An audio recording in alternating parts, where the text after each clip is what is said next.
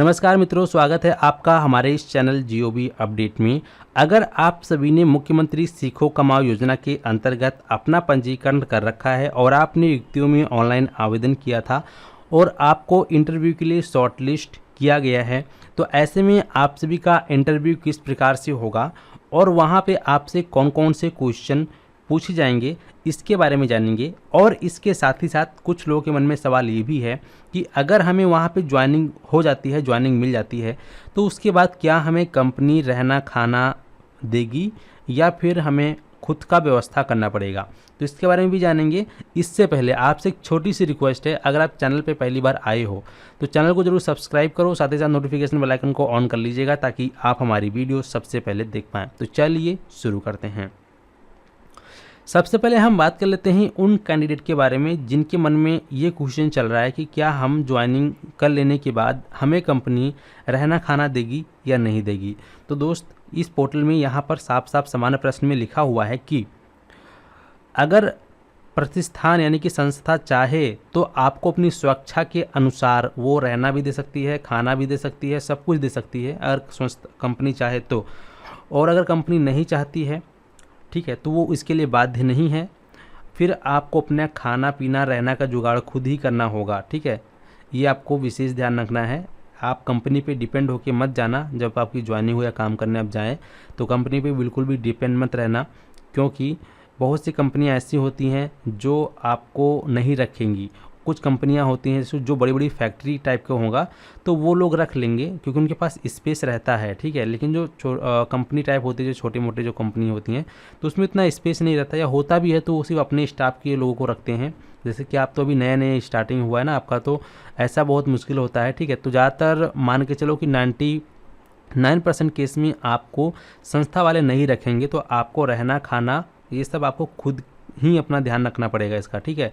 ये आप कंपनी पे डिपेंड होकर मत जाइएगा, नहीं तो ये आपकी सबसे बड़ी भूल हो जाएगी और फिर आप भटकते रहोगे उधर। तो इसका आपको व्यवस्था पहले ही कर लेना है जब अगर आपकी ज्वाइनिंग होती है तो, ठीक है। अब हम बात कर लेते हैं उन कैंडिडेट के बारे में जिनका एप्लीकेशन शॉर्टलिस्ट कर दिया गया है।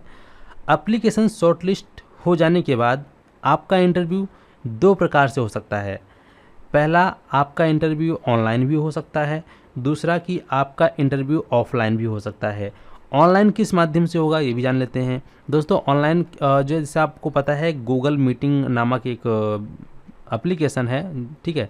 तो उसके द्वारा जो है ऑनलाइन इंटरव्यू लिया जा सकता है, या फिर आप सभी को ऑफलाइन बुलाया जा सकता है। उनके जो भी सेंटर होंगे वहाँ बुलाया जाएगा, वहाँ पर भी आप सभी से इंटरव्यू लिया जा सकता है। इंटरव्यू में पूछे जाने वाले सवाल क्या हो सकते हैं, तो देखो, जो प्रथम सवाल होगा, पहला जो उनका पड़ाव होगा, उसमें वो आपका जो परिचय है वो पूछेंगे। आपका नाम, आप कहाँ के रहने वाले हो, आपने कितना पढ़ाई किया हुआ है, ये सब पूछेंगे, ठीक है। फिर आपसे पूछेंगे कि आपने पहले कहाँ काम किया हुआ है। अगर आपने पहले कहीं काम किया हुआ है तो आप बताएंगे, उस कंपनी के बारे में बताएंगे। फिर वो पूछेगा वहाँ पे वो क्या सैलरी मिलती थी, उस सैलरी के बारे में आप बताएंगे। और अगर आप फ्रेशर हैं यानी आप फर्स्ट टाइम ही ज्वाइनिंग करने जा रहे हैं, इससे पहले आपने कभी कोई किसी कंपनी में काम नहीं किया है, तो आप वहाँ बता देंगे कि मैं फ्रेशर हूँ, मैं इससे पहले किसी और कंपनी में काम नहीं किया है, ठीक है। अब इसके साथ ही साथ वो आपसे भी पूछ सकते हैं कि आप हमारी कंपनी में काम क्यों करना चाहते हैं, ठीक है। कई बार बहुत से लोग ऐसे क्वेश्चन पूछ लेते हैं कि आप हमारी कंपनी में ही काम क्यों करना चाहते हैं। तो ऐसे में आपको उस कंपनी के बारे में कुछ जो अच्छी चीज़ें हैं उनको आपको पहले जान लेना है, ठीक है। और वो चीज़ आप उनको बताएंगे तो इससे जो है काफ़ी इम्प्रेस हो जाते हैं इंटरव्यूअर, ठीक है। साथ ही साथ आपसे ये भी पूछ सकते हैं कि मैं आपको ही काम पे क्यों रखूं, क्योंकि उसके पास वैकेंसी सिर्फ 2 है और पाने वाले 100 लोग हैं। तो ऐसे में जाहिर सी बात है कि इंटरव्यू थोड़ा सा मतलब टाइट हो सकता है। तो आपसे इसे पूछेगा कि मैं आपको ही क्यों रखूँ, उसको क्यों नहीं रखूँ, ऐसा ही पूछ सकता है। तो आप बता सकते हैं कि मैं, आप जो कहेंगे, जितने टाइम तक कहेंगे उतने टाइम मैं काम करने के लिए रेडी हूँ, हर तरह से मैं काम करने में सक्षम हूँ, ठीक है। तो इस प्रकार से आपको अपने बारे में बताना होगा। और अगर आपके इंटरव्यू से, आपके आंसर से अगर इंटरव्यूअर सर्टिफाइड होता है तो फिर आगे आपका एप्लीकेशन प्रोसीड किया जाएगा और अप्रूव अथॉरिटी के द्वारा उसको जो है अप्रूव किया जाएगा। अप्रूव करने के तत्पश्चात आप सभी को आमंत्रण मैसेज आएगा, जैसा कि मैंने आपको मॉर्निंग में ही वीडियो के माध्यम से बताया था, ठीक है। और साथ ही साथ ज्वाइनिंग डेट भी लिखा हुआ रहेगा।